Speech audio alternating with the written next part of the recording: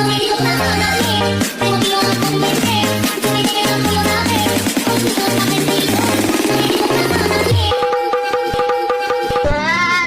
ya.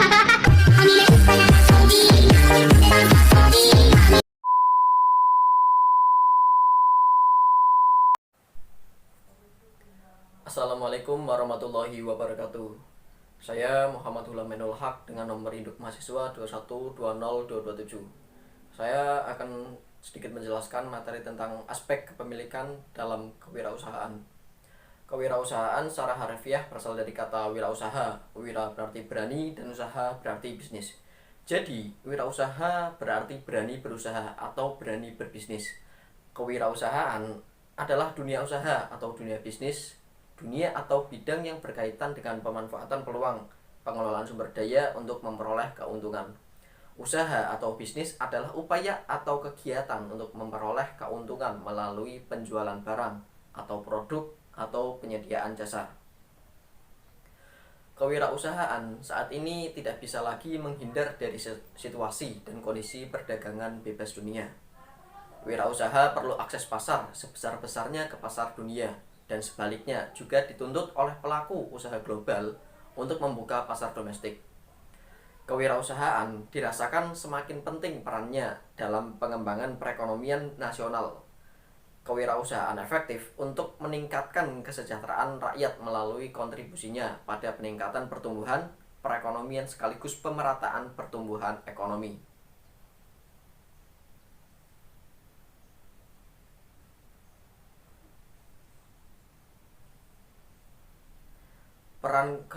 Peran kewirausahaan dalam pembangunan ekonomi merupakan sebuah proses yang menyebabkan pendapatan per kapita masyarakat meningkat. Oleh karena itu, peranan dari kewirausahaan dinilai sangat penting dan bisa mendorong pembangunan ekonomi nasional. Di mana peran-peran dari kewirausahaan antara lain yang pertama, membuka lapangan kerja, meningkatkan pendapatan nasional, mengurangi kesenjangan ekonomi dan sosial, mendorong terciptanya masyarakat adil dan makmur, menambah investasi di dalam negeri, dan juga menambah pemasukan sektor pajak. Untuk yang selanjutnya yaitu berbagai pihak yang terlibat dalam kegiatan kewirausahaan akan berpijak pada setiap ketentuan yang telah disepakati bersama dan sah secara kepemilikan dan hukum, sehingga tidak akan ada yang dengan gampang menyimpang dari peraturan jika sebelumnya telah ditetapkan aspek hukum dalam dunia wirausaha yang sedang ditekuni, dan akan mudah menentukan kebijakan selanjutnya ketika terdapat jejak rekam jika sesuatu terjadi perselisihan antara beberapa pihak yang berkaitan dan tiap persoalan dapat diselesaikan dengan baik dan dengan seadil-adilnya. Bisnis atau wirausaha yang dilakukan lazimnya bisa dilakukan oleh perseorangan dan bisa juga dengan suatu perkumpulan, dalam arti perkumpulan yang berbentuk badan hukum. Untuk mendirikan suatu badan hukum, mutlak diperlukan pengesahan kepemilikan dari pemerintah. Misalnya dalam hal mendirikan PT atau perseroan terbatas, mutlak diperlukan pengesahan akta pendirian dan anggaran dasarnya oleh pemerintah.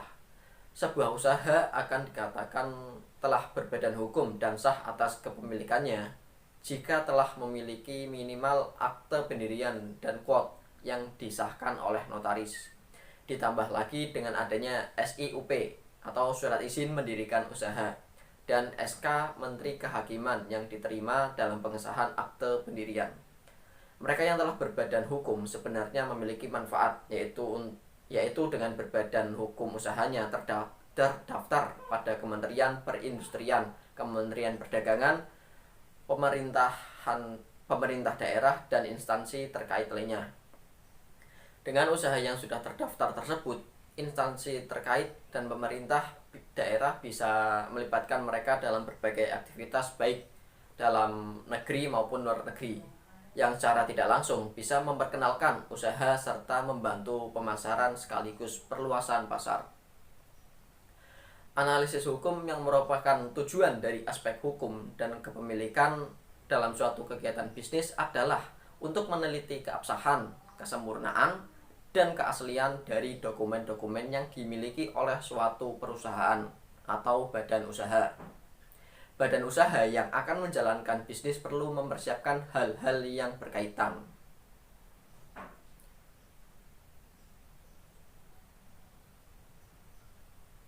Mungkin itu saja yang bisa saya sampaikan, kurang lebihnya mohon maaf.